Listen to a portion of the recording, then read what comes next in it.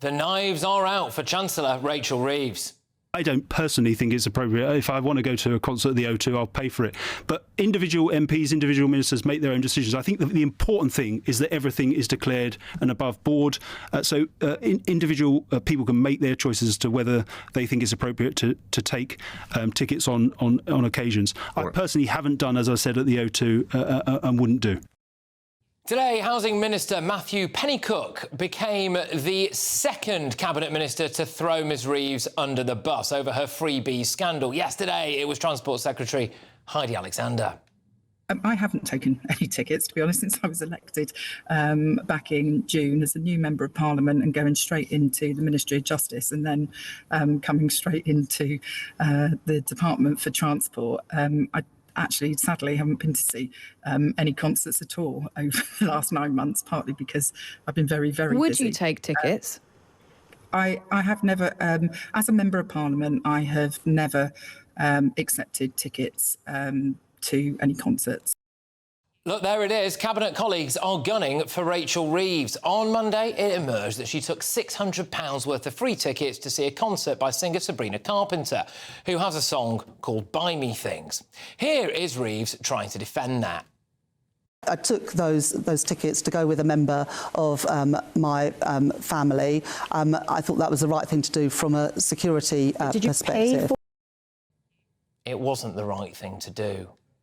These weren't tickets that you could pay for, so there wasn't a price to those tickets. Obviously, I will declare that the value of them, but they weren't tickets that you were able to buy. What? Tickets you can't buy? What are these mythical tickets? I'll tell you what, look at this, Rachel. I've got some magic beans. Look at them. Now, you can't buy them, but they're very, very magic, OK? Absolutely ridiculous. It turns out, shock horror, you can buy those tickets. Corporate boxes were about £1,000, according to reports. Then today it emerged that she took tickets worth roughly 280 quid to go to the theatre to see, ironically, Oscar Wilde's The Importance of Being Earnest. She did that over Christmas, so she'd ripped the winter fuel payment worth about 200 quid out of the freezing cold hands of millions of vulnerable pensioners and just took 280 quid's worth of free tickets to have a jolly at the theatre. Well, I hope it was nice and warm in that theatre, Mrs Chancellor. And then this evening, a bombshell poll emerged. 73% of the public think Labour is doing a bad job with the economy. 53% think Rachel Reeves is doing a bad job. In fact, only 11% think she's doing well. No wonder her Cabinet colleagues want her gone. And the bad news keeps on coming. Shortly before I came on air, it emerged that investors are dumping the pound ahead of the Chancellor's spring statement tomorrow. They're getting rid of it at the fastest pace since the pandemic. The chair of the British Retail Consortium has just said every single high street company will cut jobs as a result of Reeves's handling of the economy. More than 10,000 millionaires left Britain last year alone. I shudder to think how many have packed their bags so far this year. Who's going to pay for all of these taxes? Well, let me show you, actually. If you and your partner have a combined salary of £100,000, about £8,000 goes on the welfare bill, so you're paying for other people to live off the state. About £7,000 goes to the NHS. I bet you can't get an appointment. So with the money you're on, you probably pay to go private, do you? So you're not even using the NHS. £3,500 goes to paying off the national debt for bad economic decisions you didn't make. £3,271 goes on education. Maybe you educate your kids privately, which will now be costing you 20% more, so you don't even use the state education system, and you pay about 1,400 quid to public order and safety. How safe do you feel? Really? And that, of course, is before you've paid all your other taxes. But look, hey, what about someone on a more modest salary? £40,000 a year. Well, you're paying roughly £2,200 for welfare, so you can pay for people who claim more in benefits than you earn by actually bothering to have a job. Madness.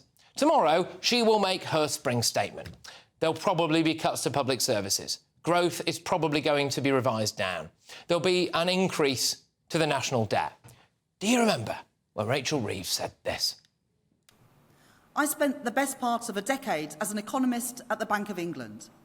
I know the importance of financial and economic stability.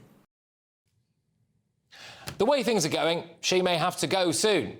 And she can go around telling people that she spent the best part of a decade as the Chancellor of the Exchequer instead.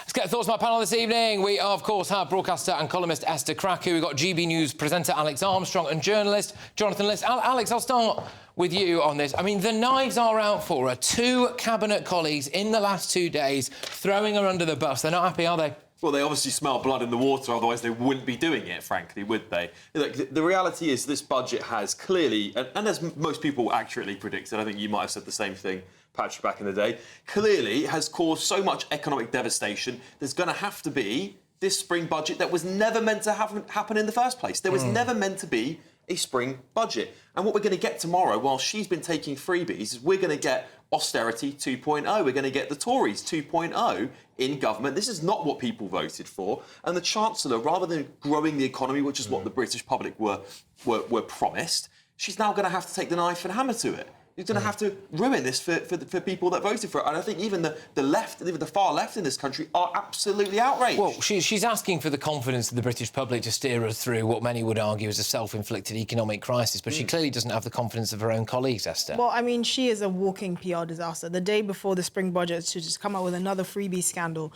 I actually think that there's a lot of lack of discipline in the cabinet, and that speaks very poorly of Keir Starmer, especially because of, you know, the fact that this has been a scandal that's been going on for basically since they came into government. But, you know, the bigger question of confidence from someone like Rachel Reeves is so important, and it basically underpins the strength of any premiership. If you get rid of your Chancellor, you're basically a sitting duck, because that's probably the most important job in cabinet. And the fact that continuously, you know, they've undermined the confidence in the British economy, and, you know, we're talking about them removing the contract of a hotel that houses asylum seekers when, you know, many people rightly argue there shouldn't be a single asylum seeker in a hotel when they're homeless British people. There's so much mismanagement. Where's all the taxes that we're spending going? I mean, how is she going to turn the ship around? And I highly doubt, you know, cutting a few thousand jobs off the civil service and trying to stave off a freebie scandal is going to do that. Well, this is it. And also now the British public have entirely lost confidence. Jonathan, I read out a poll there that landed shortly before we came to air. 73% of the British public now think that Labour is doing a bad job with the economy. 51%, I think it was. In fact, let me rephrase that. Only 11% of the public think Rachel Reeves is doing a good job with the economy. I mean, look, if I was Chancellor, I would have made other decisions, and I'm not here to defend everything that Labour does, clearly. I think that a lot of the things they did off the bat were a mistake. The mood music was wrong from the get-go, particularly with the winter fuel payments, and, you know, they kind of... it should have been a budget that was much more progressive and targeted the richest people in the country more, but they didn't do that, and so obviously they're going to have to live with the consequences. In fairness, they are dealing with very, very difficult economic circumstances. You have a president of the United States who is waging economic war on his allies. So obviously we are not bearing the brunt of, you know, of tariffs the way that Canada is, for example, but we are still being hit with tariffs on steel, for example, and there may be tariffs down the line as well. And that really does have... all the steel plants I was just about to say, we don't produce much steel. Look, they are... These are... It's a good point. Can I just say, because I'll come back to you on this. What we are anticipating, partly, is that Rachel Reeves will stand at the dispatch box tomorrow, and in the briefings afterwards, and maybe on the morning rounds before it, we are anticipating that and the line is going to be that because of President Trump and because of Ukraine, this is an even worse budget. The situation has changed. But when you look at the things that he might be slapping tariffs on, like steel, Labour want to do away with that anyway. I mean, look, I think that the problem is a lack of confidence, which you alluded to. But actually, on the subject of the pound, which is a really important indicator of economic strength, the pound's actually doing pretty well. So the pound is currently at €1.20 and almost $1.30, which is a lot more than it has been in the last few years. Look, if you want to go back to the halcyon days of pre-Brexit, Patrick, very happy to go down the road when the pound was $1.50. In the Chancellors, because and the Labour Party more broadly, because the decisions they're making are to most people baffling. They're very obvious solutions that most people on the left and on the right would agree with. For example, there are 500,000 people on this country on benefits, many of whom on disability benefits, who don't have to look for work indefinitely. 500,000 of those for anxiety and depression, gone.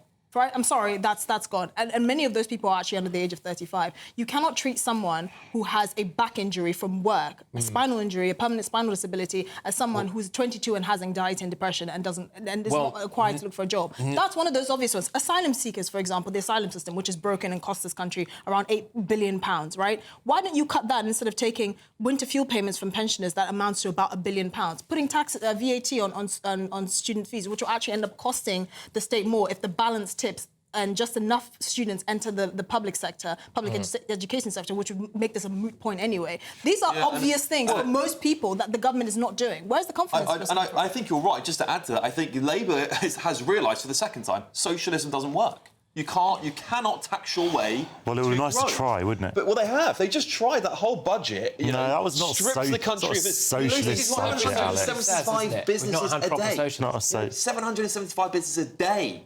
That is the unfortunate reality that we're losing growth in this country. We've lost confidence. Millionaires are fleeing because of the ridiculous taxes.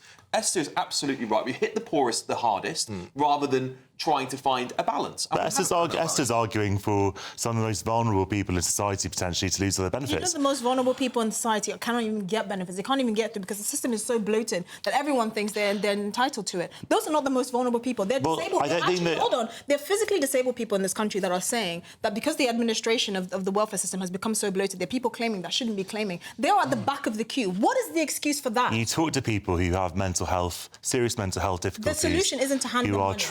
Who try to access. I'm sorry, no. They are not the same as people who have physical disabilities. I mean, even disabilities is one thing, but we actually need to change the tax regime in this country. Really lower it. Liz Truss had the right ideas. It might have been executed absolutely horrendously, but it's the right idea. Just final point to you, Jonathan. I would like us to let him answer on this one, which is, do you think that basically Rachel Reeves lied on her CV, lied to Keir Starmer, he bought that lie, and now he can't get rid of it, even though he realises No, I don't think that, Patrick. So she was actually an economist at the Bank of England for almost a decade. I think of all the things to attack Reeves for... No, was she? This is the weakest line of attack. I'm very happy to have a debate with you about Reeves, her economic record. The CV thing is just a non-story, I'm sorry. I think it's really... But I do think it's a much more important discussion about how we are balancing the books in this country and the budget, and to balance it on the backs... To do it on the backs of the poorest people in the world and in this country is not the way to raise defence spending. Well, here we go. I mean, I think it's very telling now that two ministers in the last 2 days have thrown her under the bus completely. Yeah. And by the way, I think rightly so. I mean, and we still didn't get an answer on her CV, by the way. Well, but this is it, right? And so what we're going to see tomorrow is, by all accounts, quite an unpopular statement. She's been attacked by the right and the left. I mean, how long is it before... Now, a lot of these MPs and these cabinet ministers will recognise that they can't go after Keir Starmer directly because he'll take the whip off them. But Rachel Reeves is apparently fair game to them, and I think we're going to see a lot more of that. But watch this space, and watch this space all day tomorrow when it comes to that spring statement right here on GB News. We're out and about around the country talking to real people about how these decisions made in Westminster actually affect you out there, normal people. Anyway,